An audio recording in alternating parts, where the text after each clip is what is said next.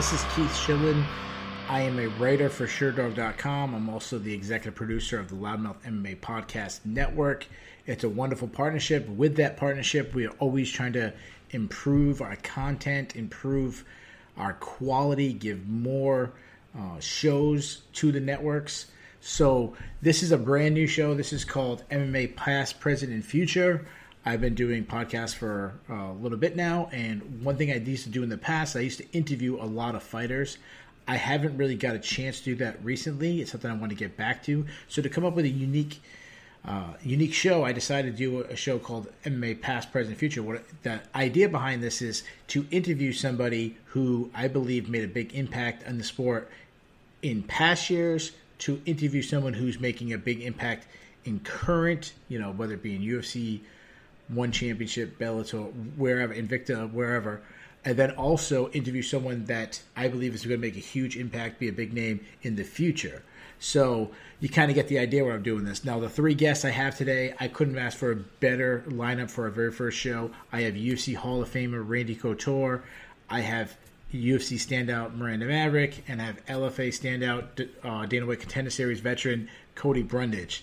So without further ado, let's get right into it. All right, guys, we're going to get started with the very first guest. As you can already see on the screen, before I talk about this guest, I want to give a little backstory. So I've been a media member for about 4 years now, work for Sherdog. One thing I always preach is that we can't root for fighters. You got to be fair. You got to give, you tell the story. You don't really root. But I was a fan at one time. And, well, I'm still a fan, but of all the years of me rooting for fighters, there's only been one fighter that I rooted harder than I rooted for any fighter. And this is actually our guest right now. I'm not just saying this because he's my guest. You listen to any past shows. When I did the MMA Yesterday show, I talked about who my all-time favorite fighter. This guy is a former UFC tournament champion. Check out MMA Yesterday if you don't know what those are. He's a 3-time UFC heavyweight champion. He is a 2-time UFC light heavyweight champion. He was also UFC lightweight interim championship, which he turned into the championship. He is in the UFC Hall of Fame. He does other things besides fighting. He's been a coach, a gym owner, an ambassador, a commentator, an author, and of course a TV and movie star. Of course, he is the great Randy the Natural Couture. Randy, how you doing, man? Doing great, bud. How are you? Excellent. Thanks for coming on. So I just said some of your accolades. You have even more. Do you ever just sit back and be like, man, I'm the man? Do you ever do that? No. I don't know if you reflect like that. On occasion, something will happen or somebody will ask a question that forces you to recollect or kind of go back. It was funny. They're getting ready to put out a 6-part documentary series on my career and stuff. And they asked me to list all of my injuries in my entire life. Oh, jeez. Starting at a pretty age. And so when you start chronologically going through everything that you've broken and everything that you've injured over the course of your life, it definitely gets your attention. So I was like, holy crap, how am I even walking around? And that's probably like forgetting all like the little things, like when you were in high school, you strained your hamstring and you had to sit out for a couple of days, or then you were in college, you wrestled internationally, and then all the stuff after that. I mean, yeah. Well, let's go back to second grade in a play fight with my buddies on the playground, and they swung me around and ran me head first right into the cement wall, and I split my head open. That was the first. That started it off. That was it. So after getting hit at the playground, that hurt more than Tim Sylvia hit you. Well, that's just one I remember. Yeah. So let's do this. Like I said, this is a show that we kind of reflect a little bit on the past. You just talked about all these memories you have. When I think of Randy Couture, the first thing I always think of is like always beating the odds. Like some of the things I think of, you have so many amazing memories. I think about the first fight against Vitor Belfort, where you were this huge long shot. You kind of an unknown. You only had that, the tournament win where Vitor, actually the same card you were on, Vitor was knocking out Tank Abbott in that's true. Unbelievable fashion. I think about the war. You had 2 fights against Pedro, but the first one, an all-time classic war against Pedro Hizzo. I think about you literally spanking Tito Ortiz when people thought he was the best fighter in the world. I think about when you come back against Tim Sylvia after being retired. Is there one moment, if you could only pick one, I know you've probably been asked this before, but if you could only pick one moment, what's the one that you're like most proud of, or even one that kind of surprised you a little bit? Well, I think that Tim Sylvia fight you mentioned is certainly one that comes to mind a lot. That crowd that night in Ohio was absolutely amazing. Sure. I think at the point it was the largest crowd we'd had in North America for an MMA fight. Obviously, that's been broken now in Toronto. Actually, my retirement fight, I wasn't the main event, but there was about 50,000 people at that one. But there was, I think, 22,000 people in Ohio at Nationwide Arena, and that last 10-second countdown, and just that whole thing, being retired for 13 months and coming out, to fight Tim, and the disparaging difference in our sizes, and just a whole things that were really, really special. That's probably the closest I ever came to a one-punch knockout. Yeah, that's true. I'm kind of glad it didn't go that way, because I think everybody, as was the norm for me, questioning my sanity. Of course. At that age, at I think 43 or 44, going back in and fighting for the heavyweight championship and fighting a guy like Tim, who's so formidable. Yeah. I was one of the few, certainly my mom gave me that look like, what are you doing? I think that there were many fights in my career where that was a situation. People thought, this guy doesn't have a chance. He's old. He's this, that, and the other thing. And so I definitely, there was a theme there for sure. So you came back, you mentioned the Tim Sylvia fight, you said you came back, but right before that, you actually fought at light heavyweight, and then you returned to heavyweight. That's one thing about you. You're like the OG of switching weight classes. Like, it's something we see a lot of now. I think of, Conor McGregor was a guy that went in 2 weight classes. Mm-hmm. You got Israel Adesanya is trying to do this right now, middleweight. The list goes on and on, but you were the first guy to do it. Now, let me ask this question. I always wonder this. Who was better, heavyweight Randy or light heavyweight Randy? I think, in a lot of ways, they're the same guy. Obviously. Yeah, but even, all the things that go into making a fight are obviously the same in each weight class. I had to approach heavyweights a little bit differently. I had to think about it a little more. I couldn't just go head up with guys that size. It's a really, really bad idea. And obviously I got knocked on my keister more than once by both light heavyweights and heavyweights. So I just think you had to be a little more technical about it. They're so big and generally so strong that you can't just go head up with guys like that. All right, it broke up a little bit, guys. I apologize. Randy, just finish what you were saying. You were talking about that you just had to change so differently the 2 styles. Yeah, I think heavyweight Randy Couture versus light heavyweight Randy Couture. Heavyweight Randy Couture had to think a little bit more. Had to find a little more creative ways to solve the problem because of the size difference. I was stuck in between weight classes. I walked around at 220. I'm walking around at 215, 214 right now. It literally very rarely fluctuated. So I'm very small for a heavyweight in the heavyweight division. Sure. You got guys like Tim and Brock that are literally cutting weight to make the limit. Yeah, that's right. And I walked around at 220. So, where I think my natural weight class was probably a lot closer to 205 and being a light heavyweight. Now, when I think about you, I think about you were always willing to take challenges. MMA has changed so much. Now, you're such a competitor. I'm sure you still think, is there any stars? Now, obviously, the Fedor fight is always brought up. That's the guy you always want to challenge yourself again. But besides Fedor, look at the guys today, John Jones, Stipe Miocic, Daniel Cormier. Do you ever, wonder, how you would have done against these guys? Or just, do you just want to test it, see how it would have went? No, obviously, I'm not saying, That kind of gets into that, okay, well, me at my peak and them sure, at their peak. Yeah. When Jones came on the scene, I was kind of on the downslide and headed out of the sport, honestly. Yeah. They asked me if I wanted to fight him, and I said, nobody wants to fight him. No. Not right now. He's literally firing on all cylinders right now. And I ended up fighting Brandon Vera instead of John Jones, and that was the UK fight in Manchester. Sure, yeah. I was never a guy that had a hit list like that, or I want to fight this guy or that guy. I just kind of always let that stuff organically happen and unwind, and whatever made sense for the promotion. And I was never going to walk away from a fight or turn a fight down. I probably should not have fought Mike Van Arsdale. I had staph in my left knee horribly. I was on antibiotics the whole time. That's probably the one fight you got the gator roll out of. You got the gator roll out of it. Right? What's that? I'm sorry. You got the gator roll on, right? The anaconda choke, yeah. Yeah. Sorry, the wrestler in me calls it the gator, Yeah.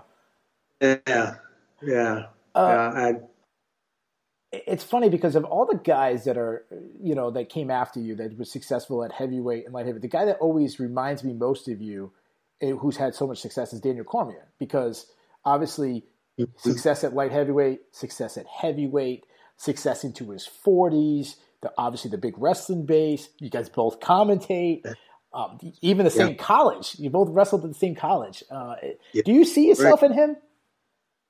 Well, I certainly see his application of his years of wrestling experience into his fight style, and that was certainly where I came from as well.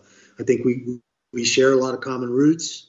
I'm a big fan of Daniel. I think he's a great guy. I love the way he commentates. I think he's articulate. He highlights the sport and the athletes the way that I think an athlete commentator can do, and he does a great job at it. You mentioned all the similarities. I think anybody that's got their eyes open can see those similarities, and they're undeniable. Yeah, when we people, they talked about Stipe Miocic and his run in the heavyweight title, and your name always gets brought up because you had a run in the heavyweight division. I always say, well, we kind of seen it a little bit. Daniel Cormier, like how competitive it was with Daniel Cormier. That's why I just expect to be very similar if you did. Now, let me ask this. You're considered a pioneer of the sport. What would you say is the biggest change or the most positive change from when you started to now? Well, I think obviously the most positive change is running towards unified rules and rules that everybody can understand. Literally back when I started, it was the Wild Wild West. There were literally, I think, only 3 or 4 rules on the books, and they seemed to change almost every show. They would add a new rule. They would run towards a new regulation. And I think that unified rule system has given a level playing field for everybody, both the spectators and the athletes, the commissions, and all the other people that are trying to keep up with the sport as it explodes. That is obviously the biggest change. I think back in those days when I started, I don't think anybody knew who was fighting on the card. No. They just wanted to see fights. They didn't know and see vignettes and video clips of who this guy was and why he got into fighting and all the stuff that came much later. It was a very raw, a lot more visceral and different back in those days. And I think it's a better place for us as athletes now. So you talked about the changes. And one thing that always jumps out to me is how small a community, even now it's a small community, but back in the day where we talked before you came on here that I saw you at Mohegan Sun. I tell people, you don't understand, you could have walked up to the headlining fighter and see him walking around Mohegan Sun. I tell people all the time, the Tapology booth was the Tapology crew. The Tap Out crew. The Tap Out crew was selling their own shirts. It wasn't, some college kid. You could walk up to Mask and he'd be selling his shirt and you would talk to him. I remember always tell a story. I'm at Six Flags and there was a guy wearing a Tap Out shirt. And I had to go talk to him because we were in this small fraternity. Oh my God, you know MMA, I know MMA. And we start talking, and we actually when they changed the lines, we actually stood next to. We let people cut each other so we could talk to each other while we're waiting in line for a roller coaster. That's a small community, and obviously I love the growth of the sport. I wanted the growth, the pay. I've always wanted to be this huge major, one of the top sports. But then I still kind of miss that little niche thing too. There was something special about it back then. It was very unique, and some would say underground. Sure. That's how it felt. It had more of an underground cultish feel. Yeah. And now it's definitely corporate. Uniforms and all the other stuff that have changed. ESPN and hell, we had that weigh-in for UFC 13 in the lobby at the Holiday Inn in Augusta. There was nobody there. Yeah. And now look at it. Yeah. Weigh-ins are a huge event and on the ticker and everything else. The changes are remarkable. So the other thing when I think about Randy Couture is obviously you formed one of the first mega teams with Team Quest. You brought that over with what you do with Extreme Couture. What is your role with Extreme Couture? Obviously I know you're the owner, but what's your everyday, day-to-day role with them? My role has changed significantly. Obviously when I was in there every single day, grinding out camps, getting new fights, we had a very solid team, a great team. And then when I retired in 2011, the gym kind of went through a little lull, went through a dip. A lot of people fled to other gyms in the area, kind of reset in some ways. Went through some coaching changes. We lost Coach Tompkins. We had Coach Follis, and obviously Dennis Davis has been our coach for quite a while now. Eric Nixick coming into the management position at the gym. I don't own the gym anymore. Ryan, I signed it over to Ryan, my son. Okay. So he's running it now. I go in there and I will work with individual fighters that ask me to. I think a lot of them are scared to ask me. They don't, Sure. But every once in a while I'll get in there and coach or teach wrestling. On Wednesdays we do wrestling with the team. A lot of those guys don't have a wrestling background, so going to an actual wrestling practice is an eye opener for many of them. So we try to incorporate wrestling into our plan. My role has changed considerably. I was the founder and still fighting and owning and running the place, when we opened it 15 years ago. Now I'm rarely there. I'll come in if somebody asks me to come in and help them out. I'm going in this week to sit down with Eric Nixick and Francis Nagano, to talk about his game plan and his training camp for his upcoming fight, because they asked me to come in. I'm happy to do that, but I think a lot of guys are a little intimidated, scared to ask. But traveling, well, not since the COVID and all that crap. I haven't been traveling too much at all. I've just been hanging out at the ranch. But normally I'm traveling between movies, appearances, commentating, You're busy. All my charity work. It keeps me hopping. I'm rarely in one place. This is the closest this 9 months that I've ever been to real retirement. So you mentioned Francis Ngannou. Obviously, I understand why he wants to work with you. I was there in Boston covering for Sherdog when he fought Stipe. The first time Stipe kept taking him down. Mm-hmm. Obviously, if you can get Randy Couture to help, with the wrestling, obviously that's what most people are expecting Stipe to do. Is there any chance you actually would be in his corner? I don't think they'd allow me to come to a UFC, to be honest. I think Really? Dana White still has a beef with me, so I don't think they'd allow me at a show. Francis has been, since his loss to Stipe and getting taken down, this has been his mission on his own. It had nothing to do with me. He's wanted to improve his wrestling and make that part of his game a lot stronger and make that a threat. I mean, I wouldn't be surprised to see Francis execute some takedowns and do some things that we haven't seen him do. He's been working on this for a long time, and it's amazing how far he's come. He's an amazing athlete. Yeah, it's funny because we always talk about that. We say, well, we don't know how much he's improved his wrestling because he keeps knocking everyone out in that first 10 seconds of the fight. It's kind of hard to know. Tough to argue with that kind of horsepower, for sure. Yeah, it's a good problem to have, I guess. Yeah. So do you want to corner people? Because there was a time where you were cornering people every single week, it seemed like, or every single month. Yeah, I stayed focused on cornering my son. Like I said, a lot of the other guys have never asked me to get involved in their camp, or occasionally they'll just ask my opinion in passing, but I've never really embedded and been a part of anybody else's camp. Frankly, I've been so damn busy, I'm not sure I would have the time to do it justice, and that's something I would want to be serious about if somebody's asking me. I always felt bad because sometimes I couldn't contribute as much to Ryan's camps as I'd like to, and been there as much for the training as I'd like to have been. So there's a trade. Would I do it? Absolutely. Do I love it? Absolutely. I love coaching. I love, being in the corner and lending that set of eyes and that expertise from my 14 years of fighting to somebody else. I think that's what it's all about. But also focused on the acting career and all the other stuff that I have going on. So that precludes me from doing some of that and takes priority. Frankly, you still got to pay the bills and still got to keep going. Yeah, I'm gonna ask you about the acting thing at the end because I know you always got some big stuff on the horizons. So this show is always talking about the past. So when I think of Randy Couture as a corner man, I always think about in Matt Lilland's corner, in Dan Henderson's corner, in Chael Sonnen's corner, and all the old Team Quest guys. Yeah. How much do you keep in touch with those guys? I see and talk to them frequently. I exchanged messages with Chael the other day. Matt just sent me an email the other day. He's got a national team thing going on for Greco that he's working on.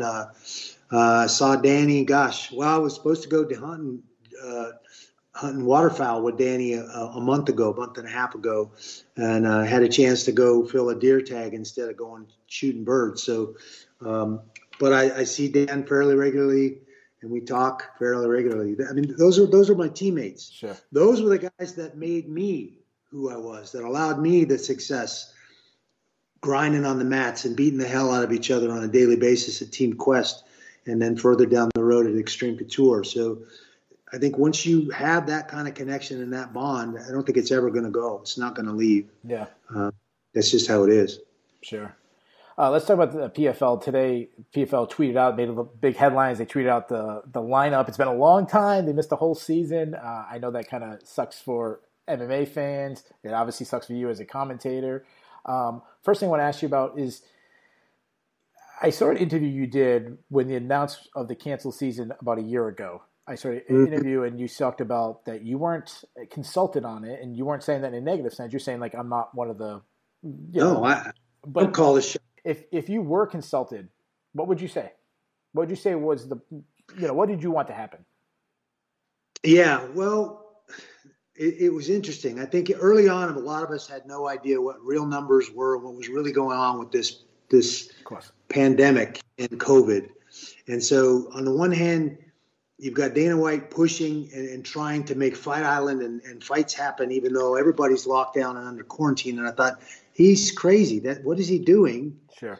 And then we started to get somewhat more relevant, real information about where we stood and what was really going on, what was going to be required, what protocols were starting to be put in place, and all that sort of thing. When they made the decision to pull the plug on the whole season rather than try and piecemeal some sort of fights together to stay in the market, I agreed with that decision 100%. Sure. We spent so much time and money developing a format, the true sports format that they've used for season 1 and season 2, to kind of half-ass it in any way, shape, or form didn't make sense. And I agree with them 100% on that. We're not just a fight promotion putting one-off fights out. We have a season, we have a post, and we have a championship every single year. And to mess with that after spending so much time building it, I think it was the right thing to do to pull the plug.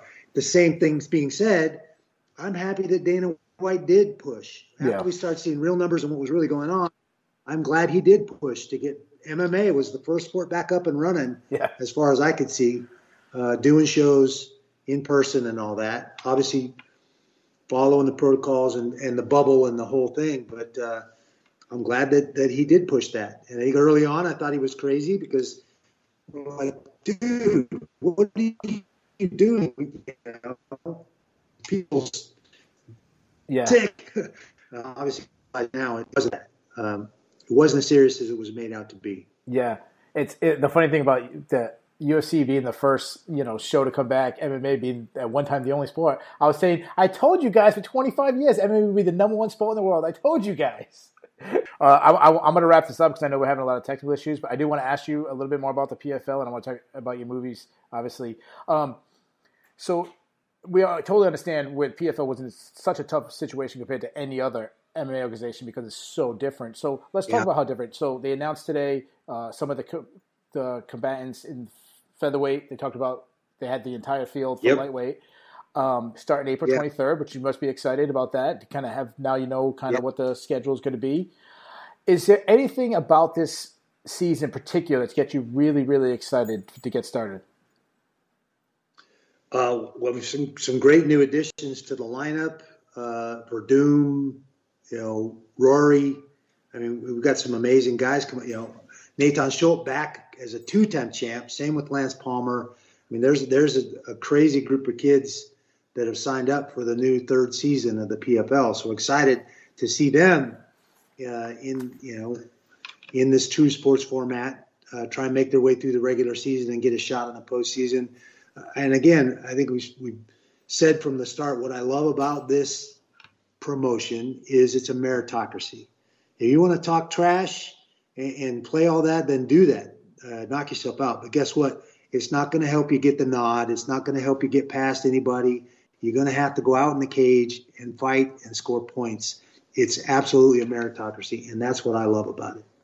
Yeah, you mentioned two guys, Nathan Schultz and Lance Palmer. Both guys won 2 championships in a row, so their bank account's looking pretty good. Besides that, you mentioned these big names coming in. These guys must be more excited than anybody because now it's their chance to say, hey, I'm not beating bums. I just won again, and I had to go through former UFC champion Anthony Pettis or whoever. So these guys must be super excited. Pettis, holy crap. How did I forget about that one? Yeah, everybody's excited that he's in the mix now too. And it's going to be a really, really fun, really interesting season. I'm very excited for a whole bunch of reasons to be back to work and back working for the PFL. Yeah, and you guys do a great job. You got a great crew over there. Obviously, you're so busy. We got to know, what movies are you working on right now? I know there's rumors of Expendables 4. Is that definitely a thing? Expendables 4 has been kind of on the docket for a couple of years now. I actually read a script last spring, and we're supposed to start shooting this fall is what I was told. But obviously that got changed. I heard a message today from my agent that they're working on a new script and they're pushing again for next fall. So I'm excited, obviously, to be back with that crew, that group of guys, and be able to do another Expendables installment. It's certainly been the biggest film I've ever been a part of. So be excited to get back in there and do another one. Any other movies you're working on right now? Getting ready to start filming on Saturday for a film called Dark Angels, The Demon Pit. And it's kind of a supernatural thriller. All right. Take the movie Constantine and they run into Dust Hill. Definitely a supernatural thriller. What's your role in it? So excited to be involved. I'm playing G-Man. He's one of the guy on the Demon Hunter team that had some military experience, so he's got some tactical expertise. Any idea when that's going to be able to see? I'm guessing probably next summer, sometime maybe the end of next summer, we'll see that movie hit and come out. So starting another one after that called Blowback. Okay.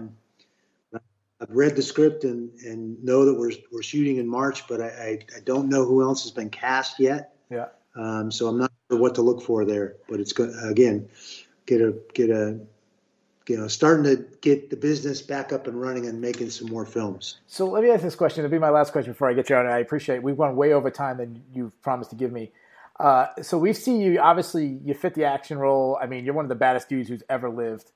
How about romantic comedy, Randy Couture? Like, we ever going to see that? I would love that. I think anything outside the box. I mean, that's why I did Dancing with the Stars, to step outside my comfort zone, step outside the box, develop new fans, and let people know there's more to me than just a guy that gets up in the cage and punches somebody in the face.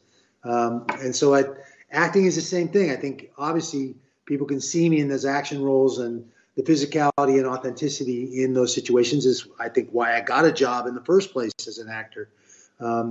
Now, for me, it's about challenging myself and being able to put myself in other circumstances and in other roles and challenge myself as an actor. And so I would love to do any of that. Sure. Got the chance last fall to do a Western with Michael Jai White. Okay. That was kind of a comedy. It was fun. Back on a horse and playing a cowboy, which was, as a kid, my favorite genre of movies. Okay. Spaghetti Westerns and Clint Eastwood and Outlaw Josie Wales and Good, the Bad, the Ugly. All of those films were 310 favorite as a kid, for sure. Yeah.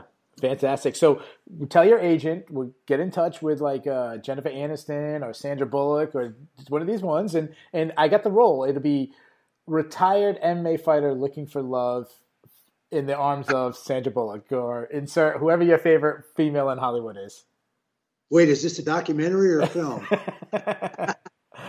Ladies and gentlemen, he, of course, is the natural Randy Couture. I was already a fan of him. I'm an even bigger fan now. We had some technical difficulties. He was absolutely fantastic through it. I'm having a snowstorm here. It's probably my fault. I apologize. But he did his thing. So, guys, we'll be right back. We'll be speaking with UFC standout Miranda Maverick. All right, guys, we are on to our second segment. Before I get onto my next guest, I want to say a special thank you to UFC Hall of Famer Randy Couture, who's just our guest. We move on to the present. Now, before I introduce this person, I was actually going to put her in the future because this girl's only 23 years old.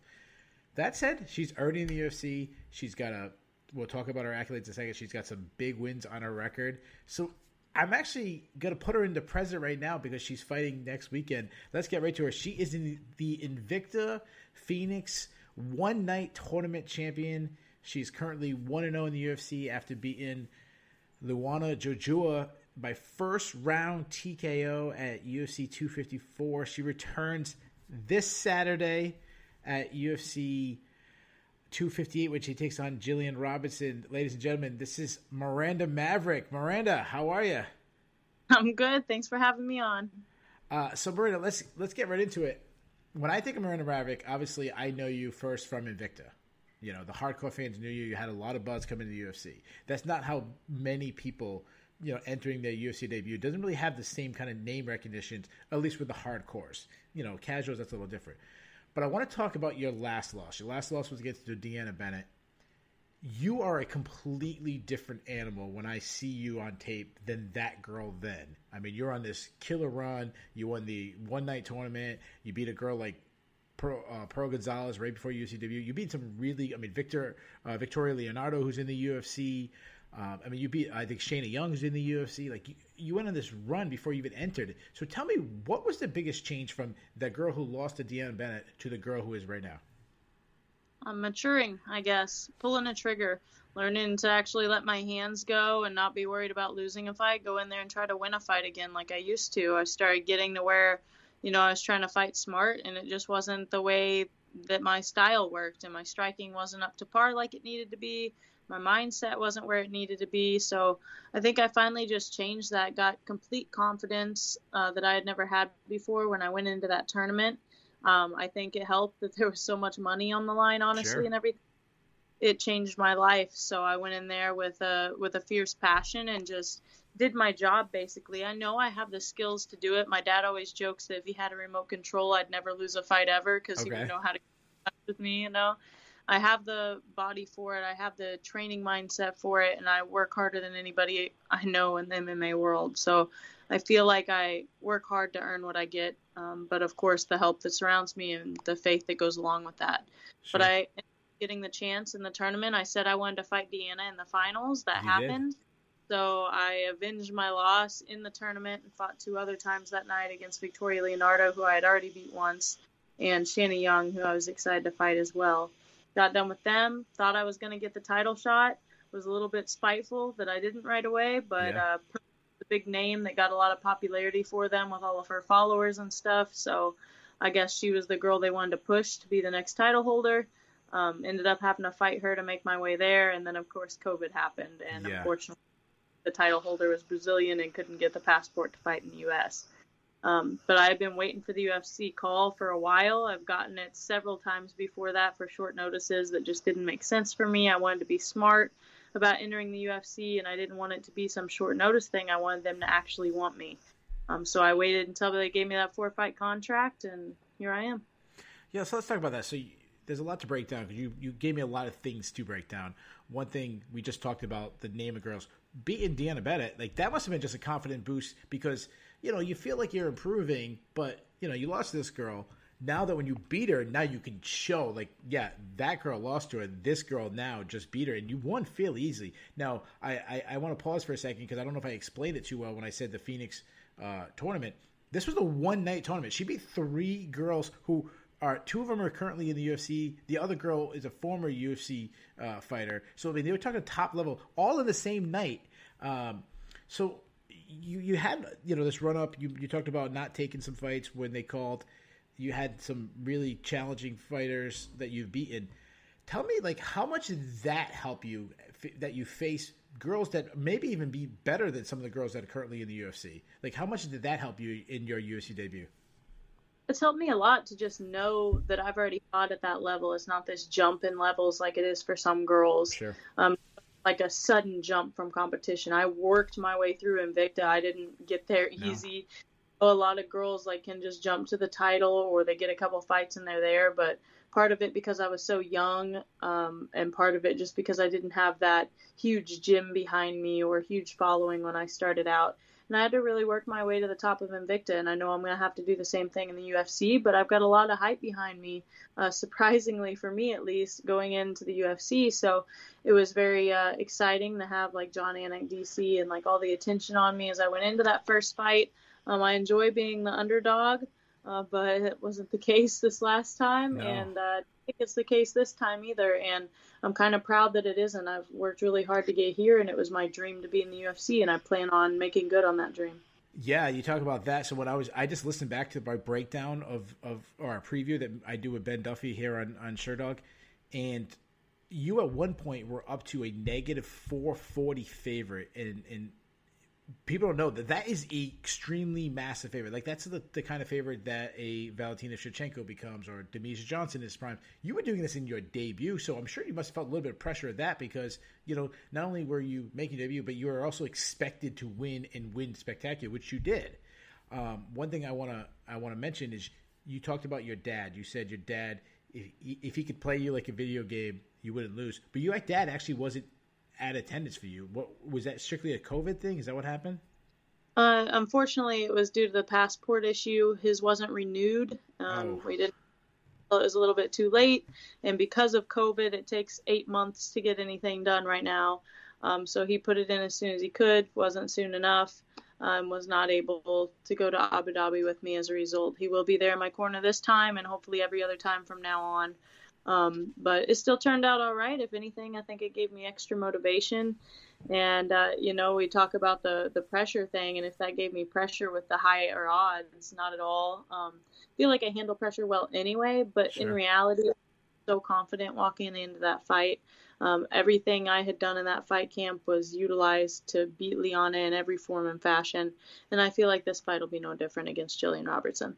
Yeah, so let's talk about your last fight. I'm going to definitely talk about Jillian, obviously, but against Luana, the thing that jumped out to me right away was it seemed like there was no jitters. You seemed like you were comfortable instantly. Like when I was just taking notes for previewing the Jillian fight, I was comfortable instantly, and you don't see that like with the girls who's making their debuts. So my question really is that is that true? And two, like could the outcome have been any better? I mean, it was a pillar to post performance.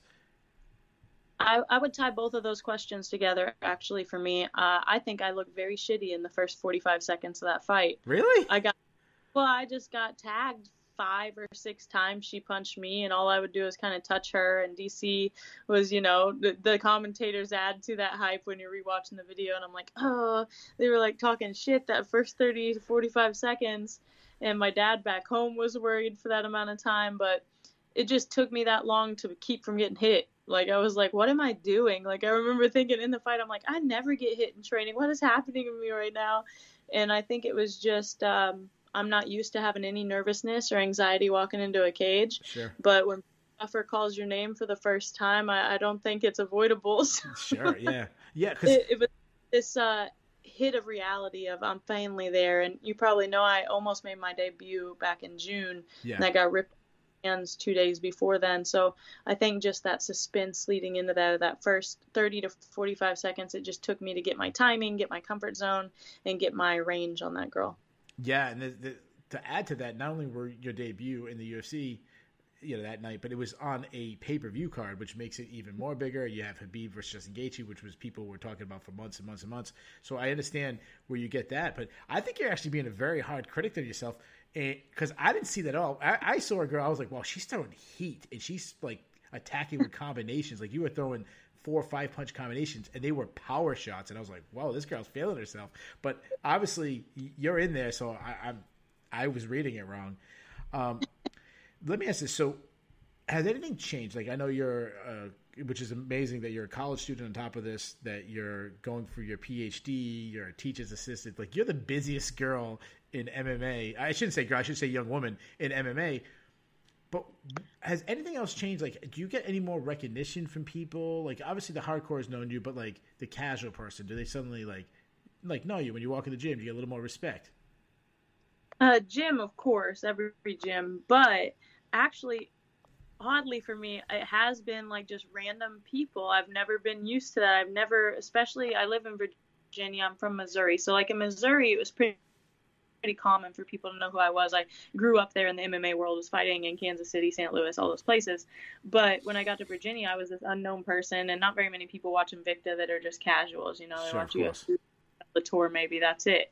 And so here, after I won my debut with the UFC, I remember I was walking through Walmart, dressed in my normal clothes, my hair down, mask on, didn't have any identifiers. Like usually when somebody recognizes me, I'm like, oh, I'm wearing my shirt. Sure. Or, oh, a mask with my name on it. Like it's pretty obvious why they would know who I am. But had a random guy, just an old man, come up and tap me on the shoulder and was like, are you Miranda Maverick? And I was like, who's asking? You know? Yeah. And he's like, I did your debut in the UFC a couple weeks ago. And I was like, whoa, how did you know who I was? And he's like, your hair, I recognized your hair. I follow you on Instagram, you know? And I was like, cool. And then I actually had like a landlord recognize me that had before, like a lot of different people, so that was pretty cool. It's so funny because I asked that question to a lot of people after the interview. It's always like the most random things. Like I like how you're like who's asking? Like, are you the IRS? Do I owe you money? Like,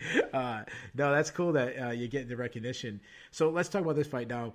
Same thing as I just said. You're thrown right back to another big card. You're on a pay-per-view, and now you're getting Shillan Robinson. So now she's not currently ranked in the rankings, but she was recently. So you got to feel great about that matchup that, you know, you're getting you said, you know, I saw your post fight last time. You said you didn't name any names. You didn't want to name any names, but you said you wanted like big fights, and this is a big fight. So how do you feel about the matchup?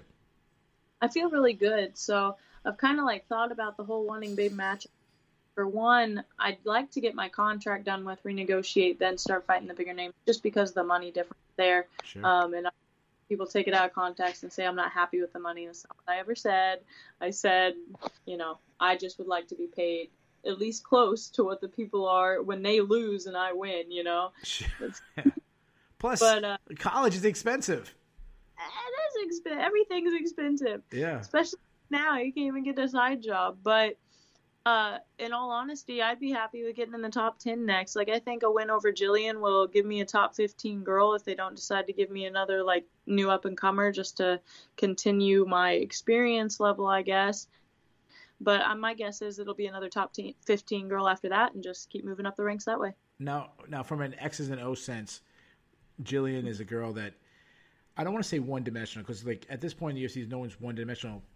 You know, it's not like the days of Hoist Gracie where you had like the specialist, but you know the game plan. She's going to want to take it down. She's going to want to use her jiu-jitsu. She's going to want to be on top with her jiu-jitsu. So is like when you're training in the gym, is it specifically for that, like, or are you just trying to like hear other people say that they don't train for opponent, they train to get better themselves?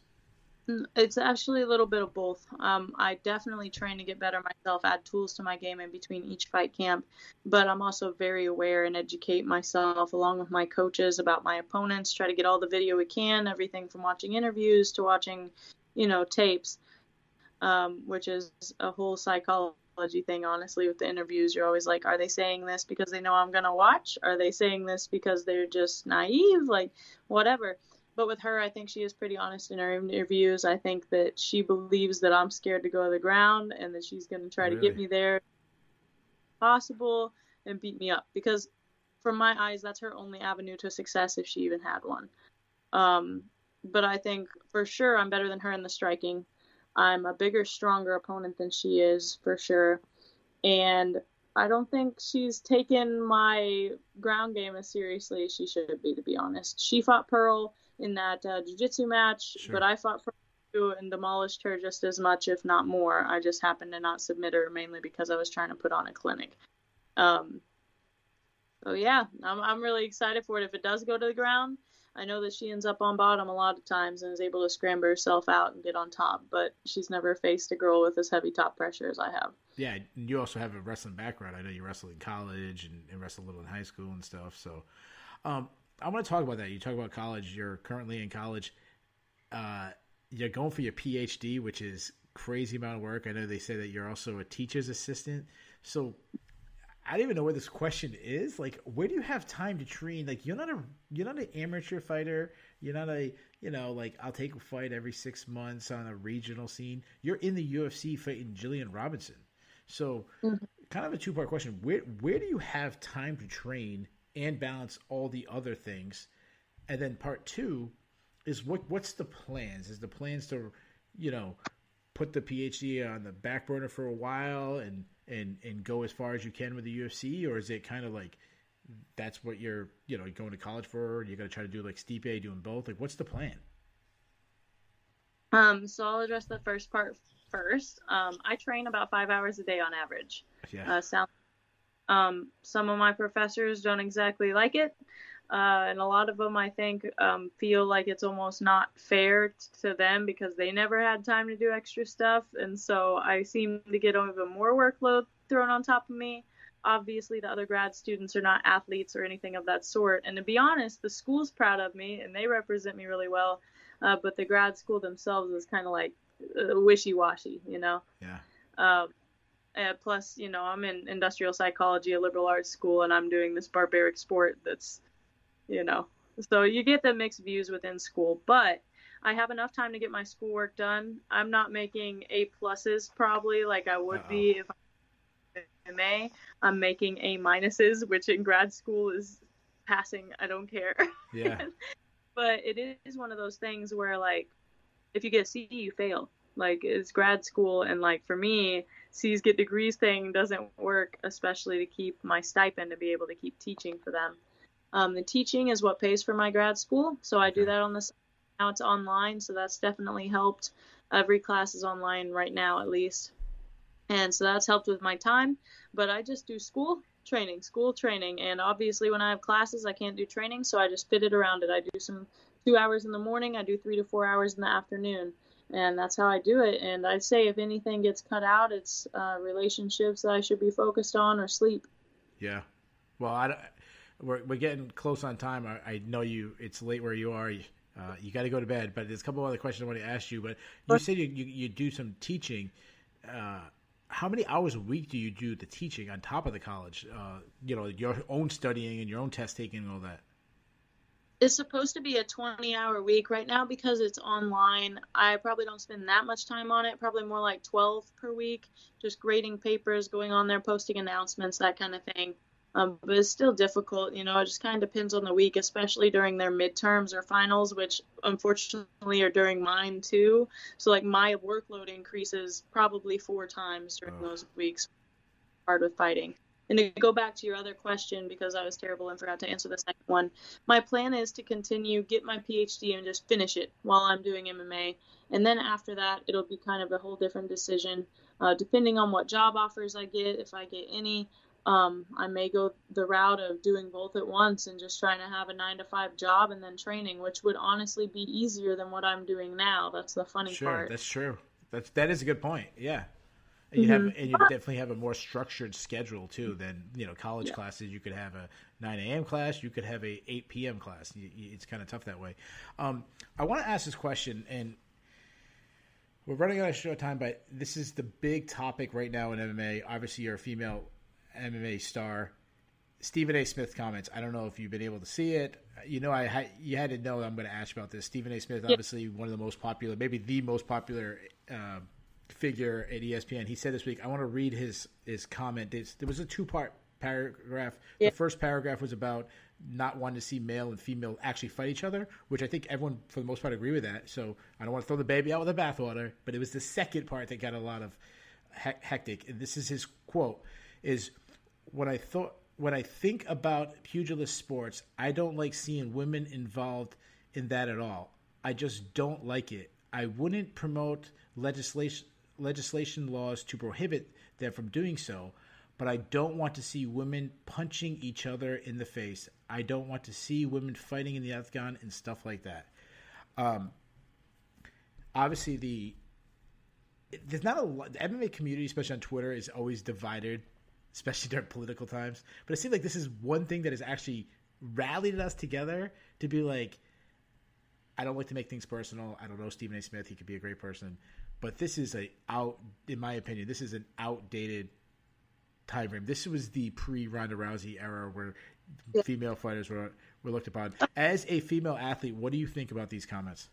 I've already seen it. I shared it on Instagram, and then I kind of changed my mindset a little bit when I read a post by Frank Mir, actually.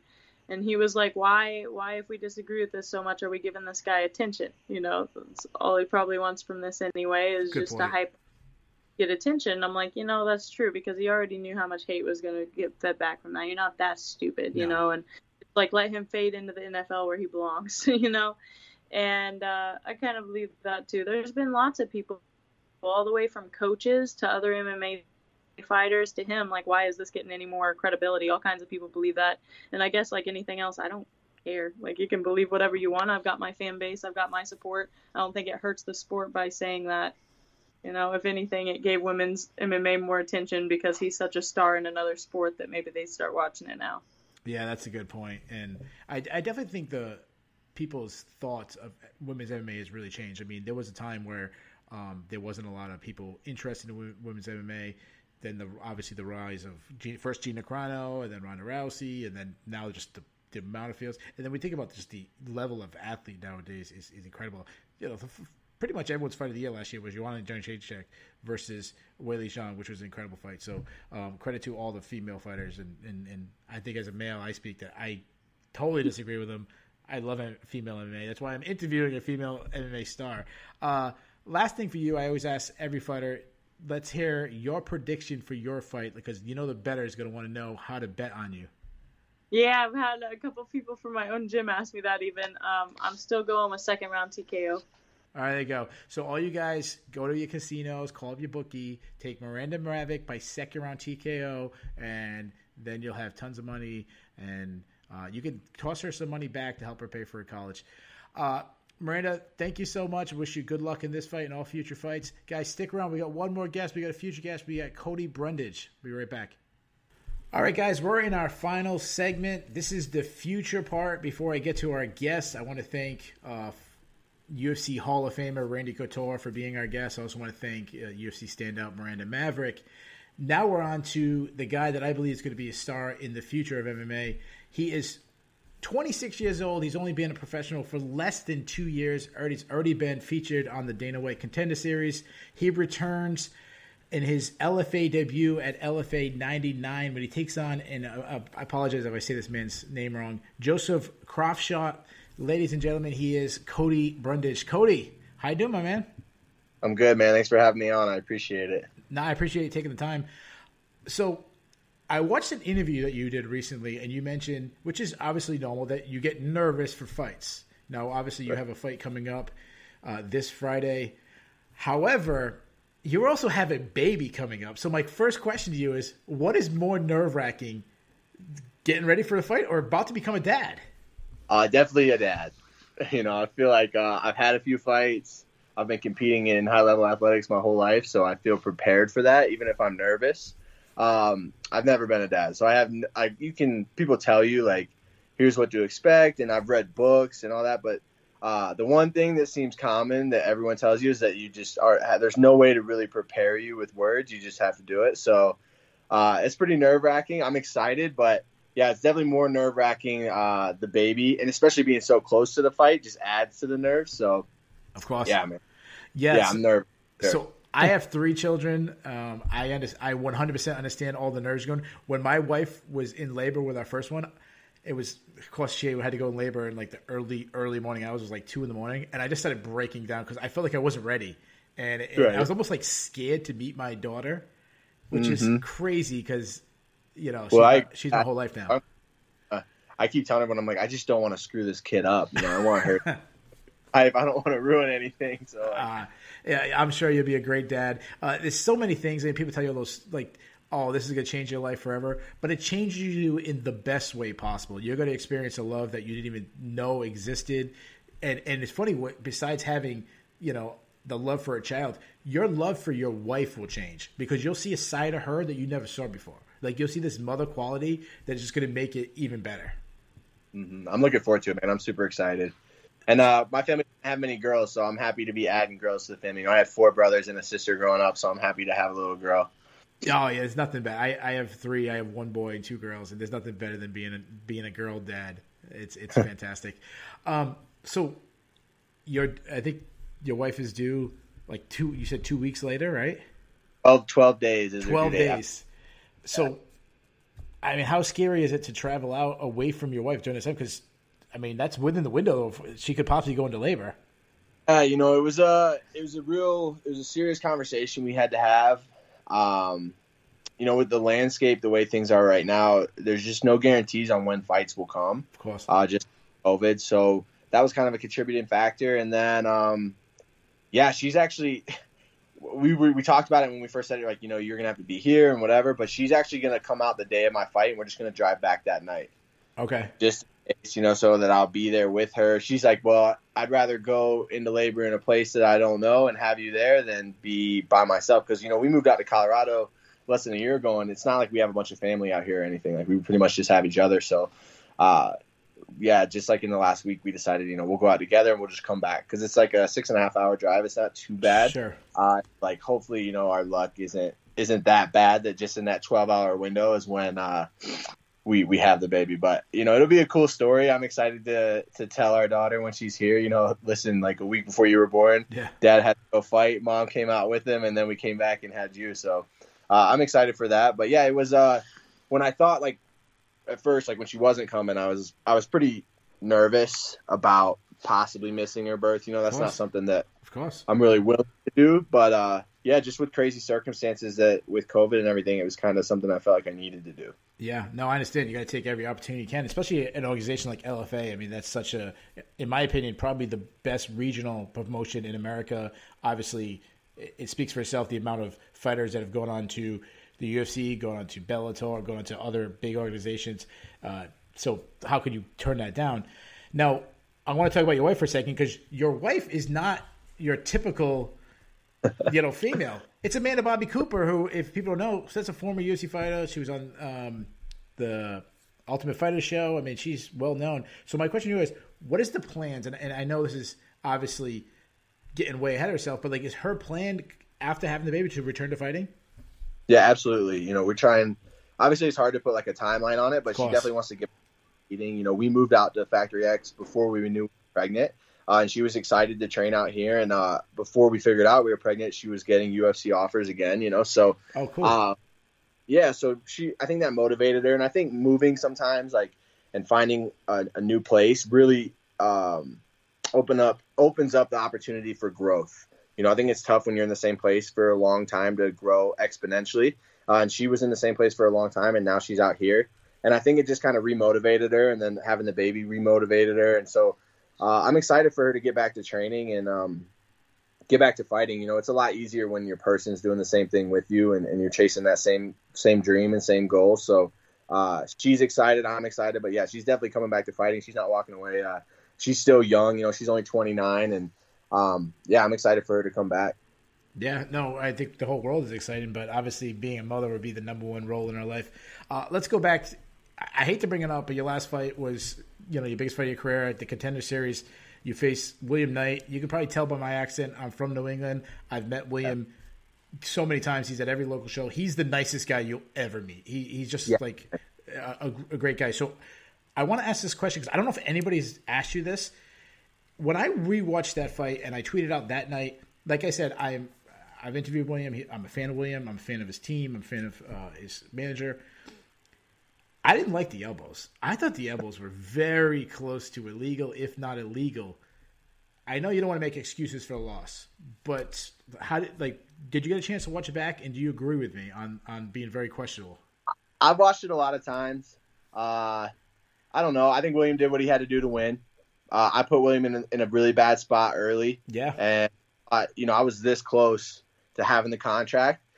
He's a tough son of a bitch, and he come back and made it happen for himself. So, I mean, I've had a lot of people, like, I know after the fight there are a lot of people that said the elbows or that Herb Dean was moving me off of back mount. But a lot of that stuff was just me and my experience and putting myself in those positions to even let that happen, you know. And I grew a lot from that and learned a lot from that. And, you know, I think the statement that you learn the most from your losses is it's corny and it's cliche, but it's true, you know, and I learned a lot from it. And, I mean, I'm never going to be a guy to even give myself any kind of excuse. Sure.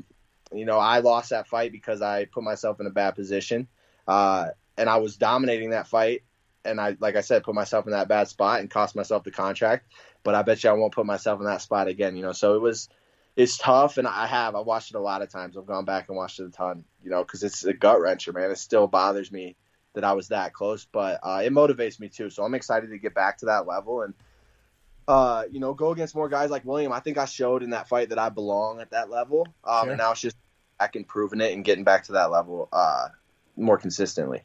Yeah, and I mean, he's already gone on to have some success in the UFC, so that obviously probably boosts your confidence that there was a moment you had the back. Daniel Cormier was calling the fight. He actually said it's over, thinking like you were about to finish him. So let me ask you. Over. Yeah, he might have jumped the gun a little bit.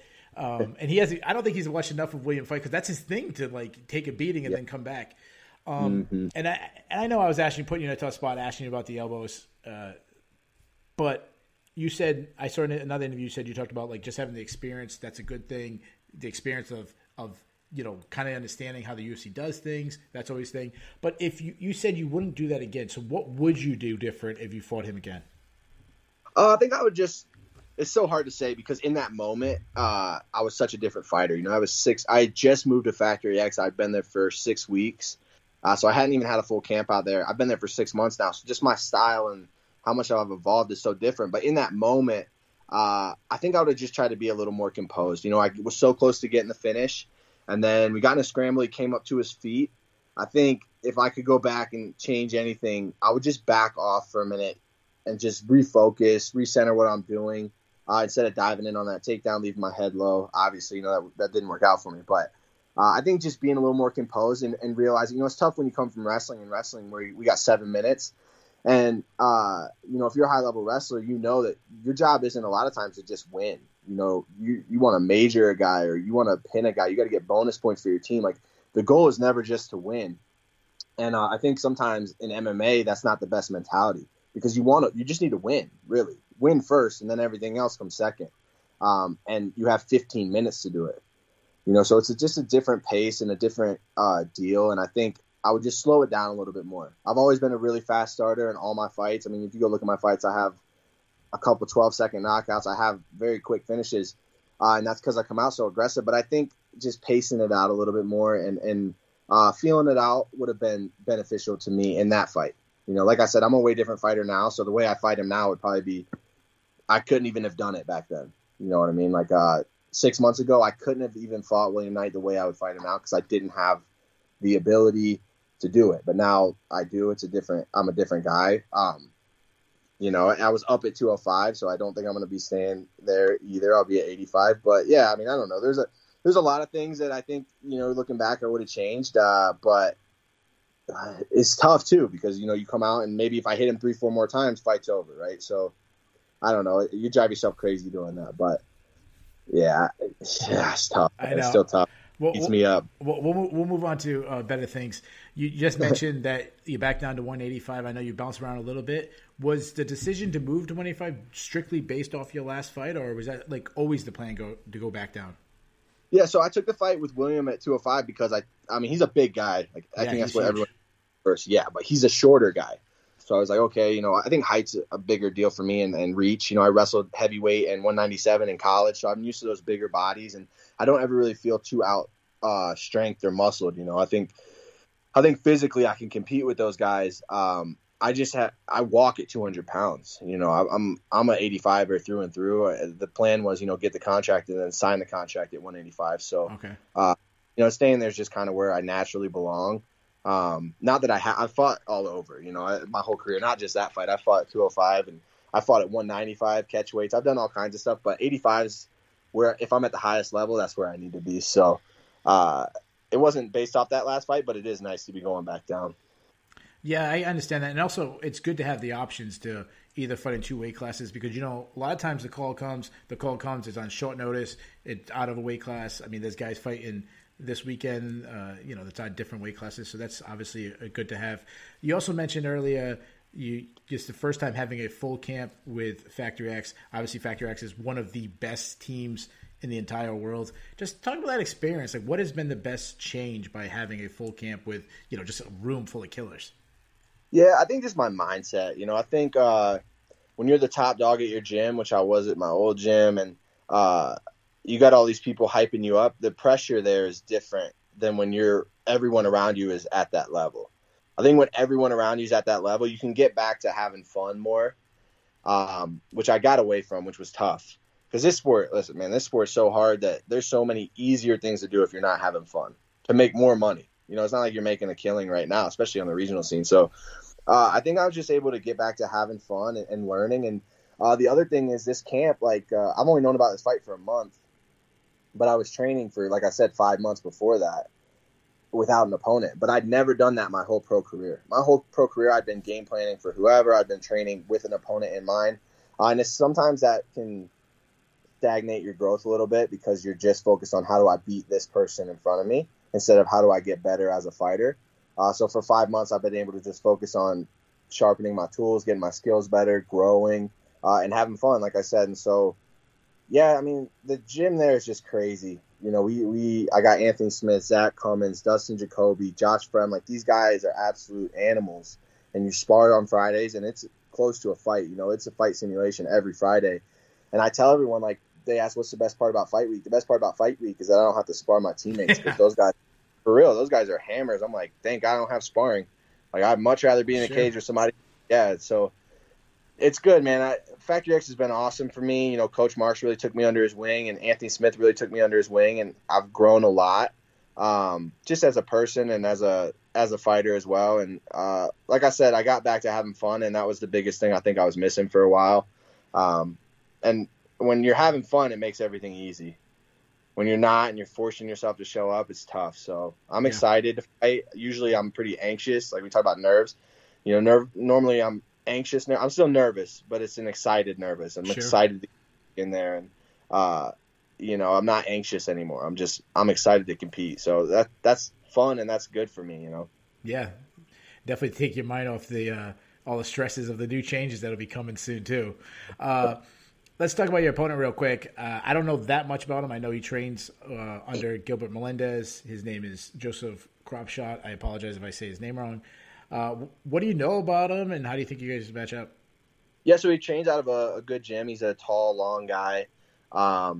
He's got pretty good striking, you know, very technical, and he's got really good jiu-jitsu. You know, he's a brown belt out of El Nino and Team Santos, which I've had one of my old coaches when I trained back in Michigan has trained with him before.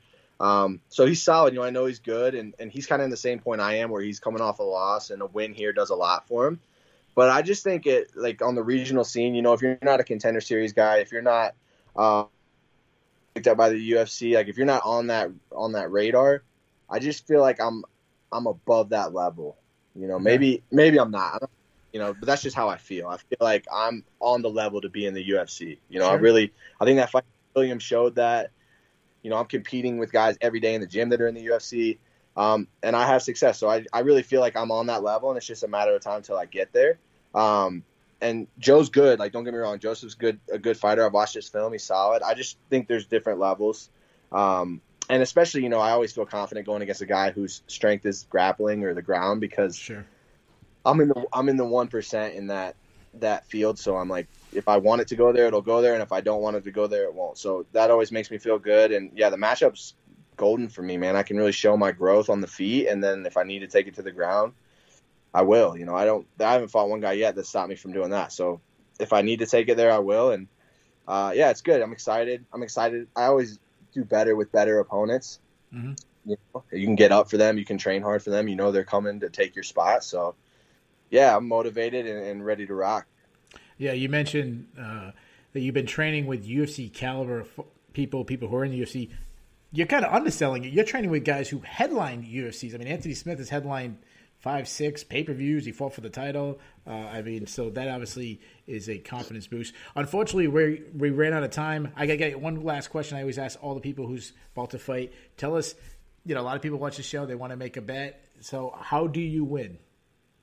Honestly, man, I've been telling everybody this is going to sound so cocky, and I'm not a cocky guy. You know, I'm just very confident. I really feel like I'm going to finish him on the feet in the first round. I just don't think there's many 85ers that carry power like I do, and then can also threaten the wrestling. And when you put those two things together, it leaves a lot of holes. And it only takes one. I got one shot knockout power, so if I land that, he'll be going to sleep. I think first round, I don't think it gets out of there. There you guys have it. If you want to make some money, pick Cody to win by first round stoppage, either get a knockout. You'll be very, very wealthy. And you know what? If you win, throw some money back to Cody so he can start his kids' college fund. Cody, good luck in this fight. And obviously, more importantly, good luck with the baby. Congratulations, both you and Amanda Maverick Cooper. Ladies and gentlemen, that is our show. I want to thank all our guests. First off, UFC Hall of Famer Randy Couture, UFC standout Miranda Maverick, and of course, the guest we just talked to, LFA 99 star Cody Brundage. Guys, I'll be back shortly next week. I haven't completely finalized the lineup, but it is a star-packed one for what I have. I can't announce it yet, but make sure you stick around and you just listen to MMA past, present, and future.